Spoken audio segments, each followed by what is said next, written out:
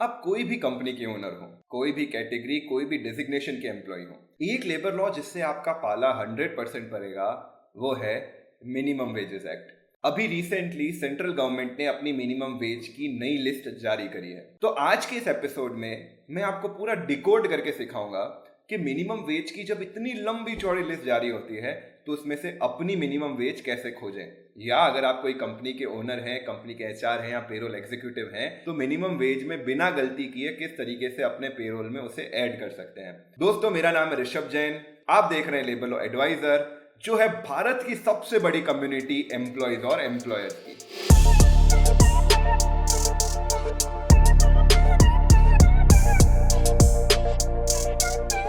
तो दोस्तों, आज के इस एपिसोड में हम कंसेप्ट्स भी जानेंगे और अपडेट्स भी लेंगे, एग्जांपल्स भी देंगे मिनिमम वेजेस का। मिनिमम वेजेस से जुड़ी हुई सबसे पहले हम ये पता करेंगे कि आखिरकार मिनिमम वेजेस निकालते कैसे हैं। कई सारे क्वेश्चन आते हैं कि हमारी जो इंडस्ट्री है, ये पर्टिकुलर एम्प्लॉय है, ये सेंट्रल स्फेयर में आएगा या स्टेट वाले स्फेयर में आएगा, कौन सी स्किल लेवल के हिसाब से, कौन सी कैटेगरी के हिसाब से मिनिमम वेज लगती है, क्या टीचर्स पर मिनिमम वेज लगती है, क्या स्कूल्स पर मिनिमम वेज लगती है। और एक और बहुत इंपॉर्टेंट नोटिफिकेशन है जिसकी हम बात करेंगे, वो है नोटिफिकेशन नंबर 186 ई सेंट्रल गवर्नमेंट का।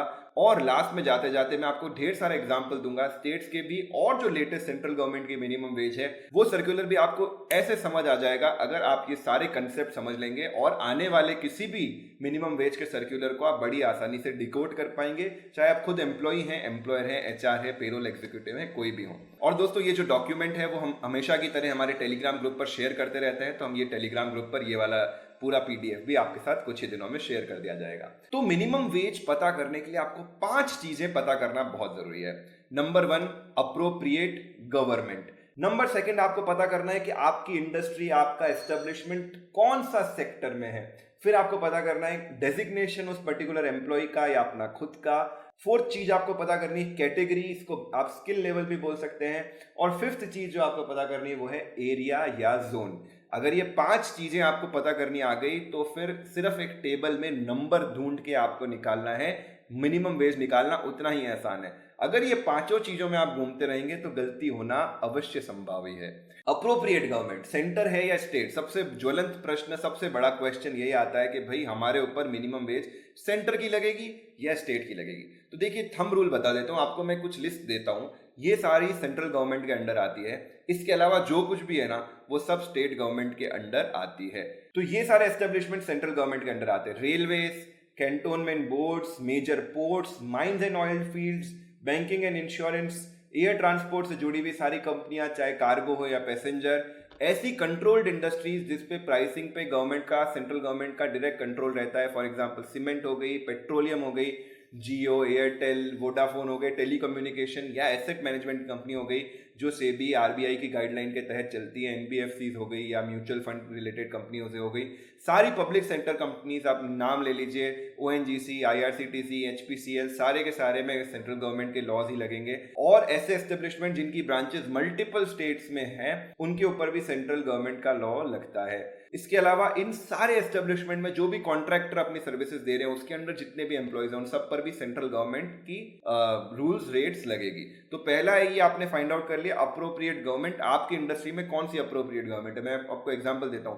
मान लीजिए कंस्ट्रक्शन वर्क चल रहा है लेकिन वो एनएचएआई करा रहा है, नेशनल हाईवे का चल रहा है, तो वहां पे ऑब्वियसली सेंट्रल गवर्नमेंट की रेट्स लगेगी। लेकिन जब स्टेट डेवलप गवर्नमेंट कोई कंस्ट्रक्शन वर्क करा रही है या स्टेट का कोई इंटरनल कोई कंस्ट्रक्शन वर्क कल चल रहा है या कोई ऐसी कंपनी कंस्ट्रक्शन चला रही है जो लोकल है, वहां पर उसकी अलग अलग स्टेट में ब्रांचेस नहीं है, तो वहां सब जगह जो स्टेट का मिनिमम वेज एक्ट है वो लगेगा। अब एक और चीज आप ध्यान रख लीजिए, जब भी फैक्ट्रीज की बात आती है, शॉप्स की बात आती है, जो मैंने ऊपर कुछ फैक्ट्रीज बताई है, फॉर एग्जांपल पेट्रोलियम या सीमेंट छोड़ दीजिए, बाकी सभी प्रकार की फैक्ट्रीज, क्योंकि फैक्ट्रीज एक्ट स्टेट के अंडर, स्टेट के द्वारा ऑपरेट किया जाता है, तो सारी फैक्ट्री स्टेट एक्ट के अंडर आती है, तो स्टेट का मिनिमम वेज लगेगा। इसके अलावा सारे प्रकार के शॉप एंड एस्टेब्लिशमेंट पर भी स्टेट का मिनिमम वेज एक्ट लगेगा। सेकेंड चीज जो आपको पता करनी है, इंडस्ट्री या सेक्टर, आपकी कंपनी जहां पे आप काम करते हो वो कहां पर, कौन से सेक्टर के अंडर आती है।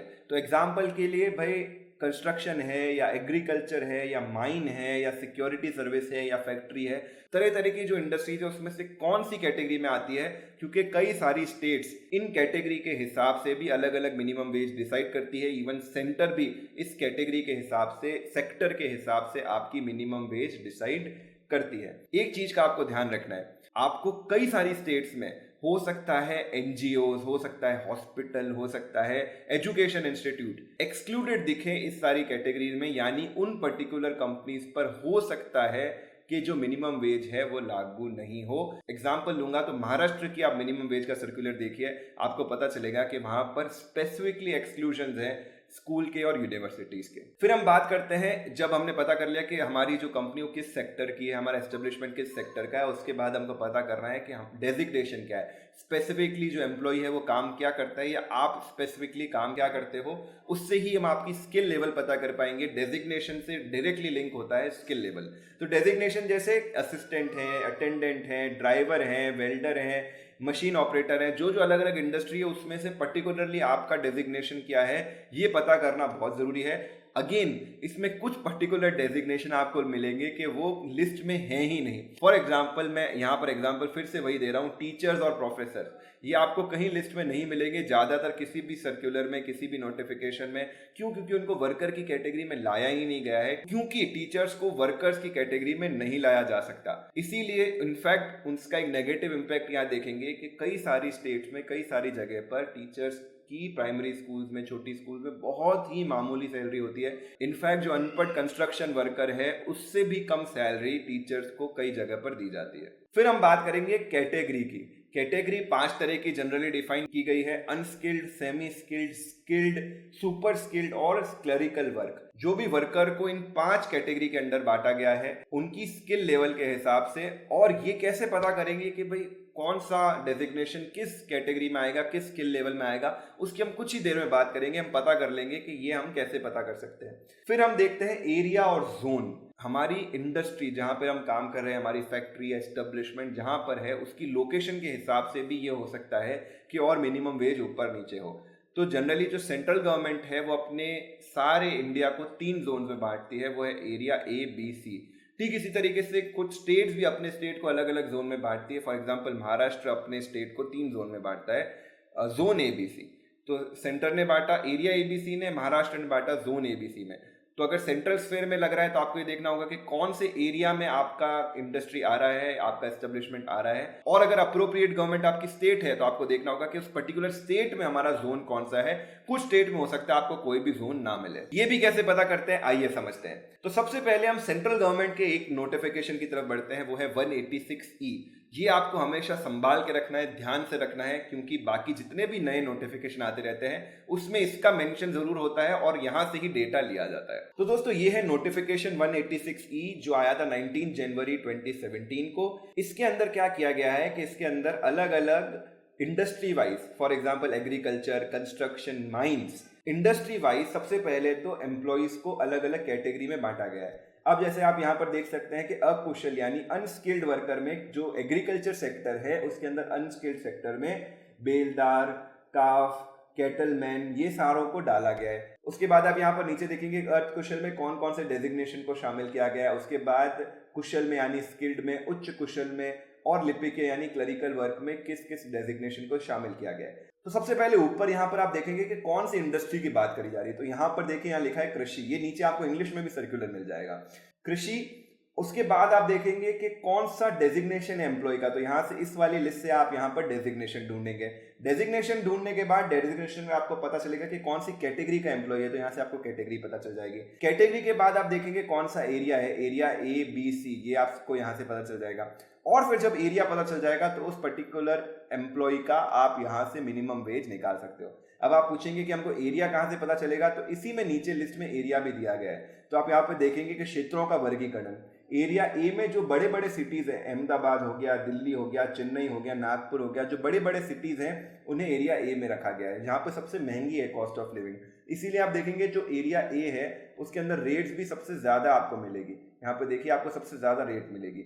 उसके बाद एरिया बी में थोड़ी छोटी सेकंड टीयर सिटीज ली गई है, बहुत सारी सिटीज की लिस्ट है, वो एरिया बी में ली गई है। और थर्ड जो है एरिया सी, वो बाकी जितने भी एरिया है, जो एरिया और ए और बी में नहीं आते, वो उन सबको एरिया सी में रखा गया है। इसी तरीके से नीचे ये इंग्लिश में भी सर्कुलर आपको मिल जाएगा ये वाला।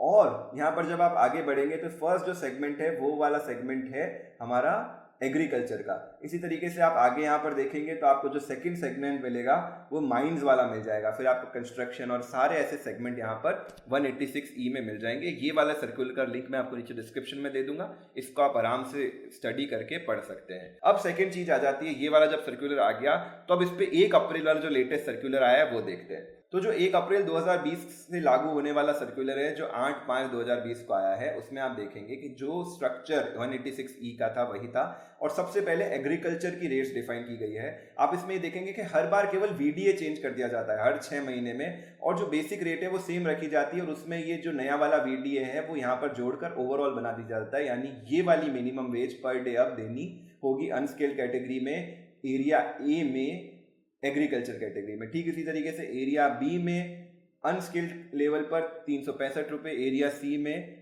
एग्रीकल्चर में अनस्किल्ड सेक्टर में 362 रुपये।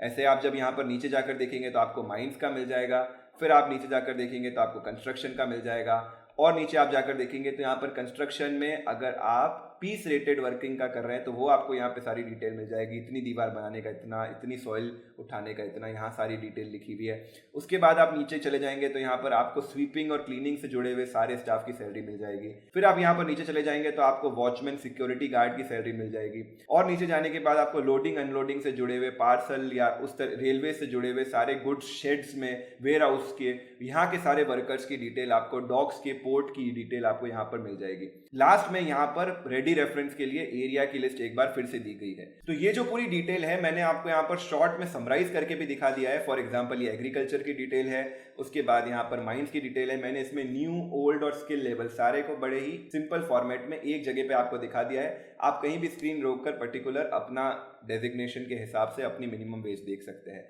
उसके बाद यहाँ पर कंस्ट्रक्शन वर्कर की डिटेल्स, कंस्ट्रक्शन के बाद मैंने आपको दी है स्वीपिंग एंड क्लीनिंग स्टाफ की डिटेल। इसमें आप देखेंगे कि यहाँ पर कोई भी skill level sweeping and cleaning में नहीं है, ये सिंगल स्किल मानी गई है।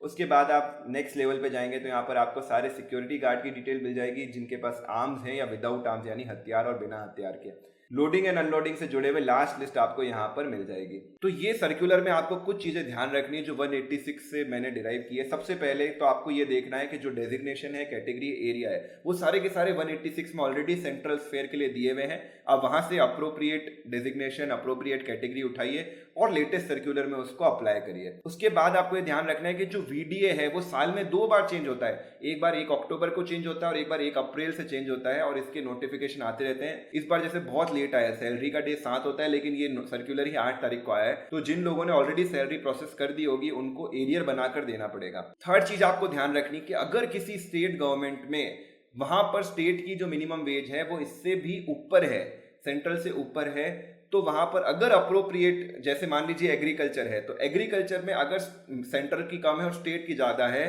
तो वहां पर स्टेट की फॉलो होगी। इन एनी केस जब भी स्टेट की ज्यादा होगी तो स्टेट की आपको फॉलो करनी पड़ेगी। फोर्थ चीज आपको जो ध्यान में रखनी है वो है कि मिनिमम वेज में वीकली ऑफ इंक्लूसिव है।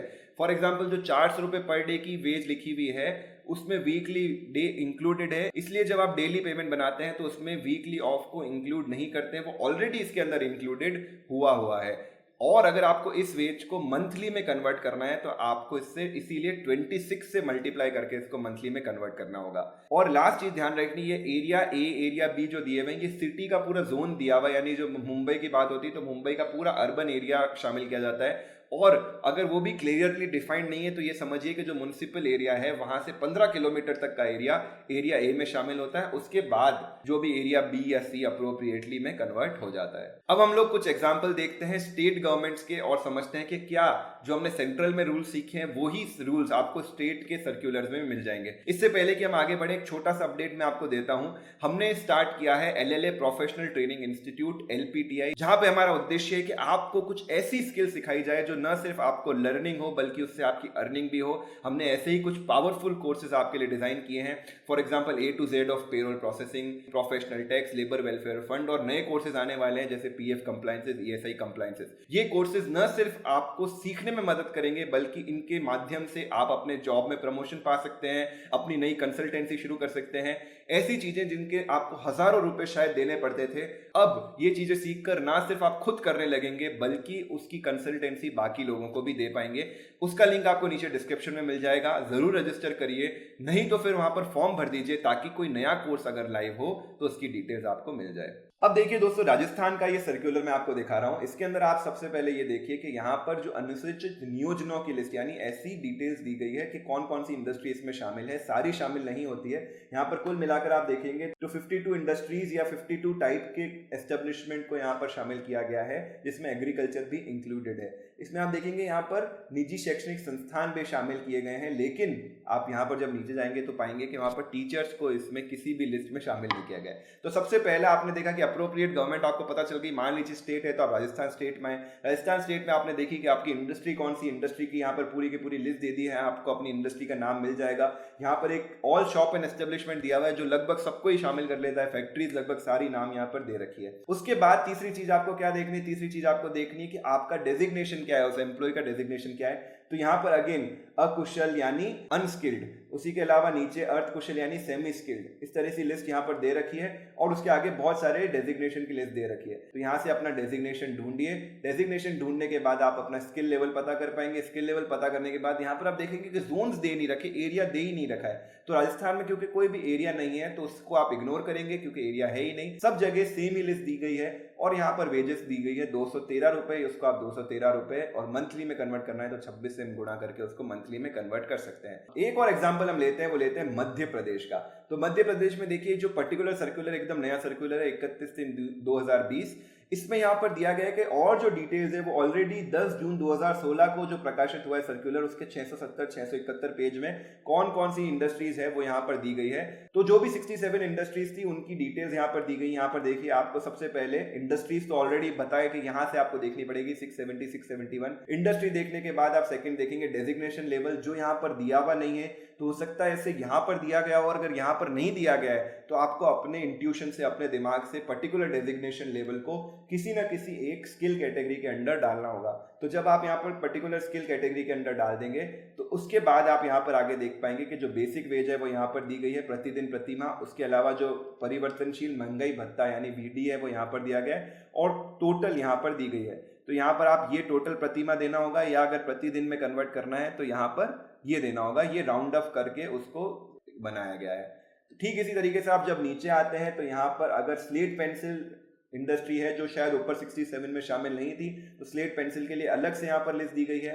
कोई भी प्रिंटिंग प्रेस के लिए यहाँ पर अलग से लिस्ट दी गई है। उसके अलावा कृषि में यानी इंडस्ट्री के लिए यहाँ पर अलग से लिस्ट दी गई है।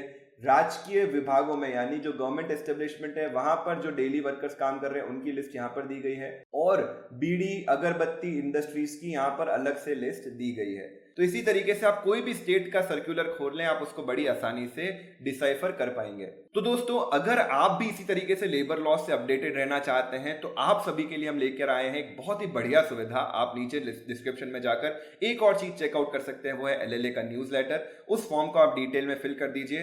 मंथली 1 या 2 बार आपके ईमेल पर जो लेबर लॉज की उस महीने की इंपॉर्टेंट अपडेट्स हैं, न्यूज है, एनालिसिस है, वो आपको मिल जाएगी। उस फॉर्म में अगर आप अप्रोप्रिएट तरीके से अपनी डिटेल्स फिल करेंगे तो हम फ्यूचर में ये भी कोशिश करेंगे कि आपके पास जो डिटेल पहुंचे वो आपके डेजिग्नेशन के हिसाब से या आपकी स्टेट के हिसाब से कस्टमाइज होकर आप तक आए। जाते जाते आपसे एक छोटा सा सवाल, आप कौन से स्टेट से हैं, आप कौन से डिस्ट्रिक्ट से हैं, आप कौन से जोन से हैं, उसके हिसाब से अपनी मिनिमम वेज निकालिए और नीचे हमको कमेंट्स में बताइए कि आपकी मिनिमम वेज कितनी है। अगर आप हमारे इस पूरे एपिसोड से कुछ सीखे हैं तो कम से कम इतनी छोटी सी एक्सरसाइज अपने लिए कर लीजिए या अपनी इंडस्ट्री, अपने कंपनी के लिए कर लीजिए और हमें नीचे जरूर कमेंट करके बताइएगा। इसके अलावा लेबर लॉ एडवाइजर चैनल को सब्सक्राइब करिए, बेल आइकन दबाइए, और ये एपिसोड आपको अच्छा लगा है तो इसको अपने मित्रों के साथ, अपने दोस्तों के साथ शेयर करिए ताकि वो भी रह सके जागरूक।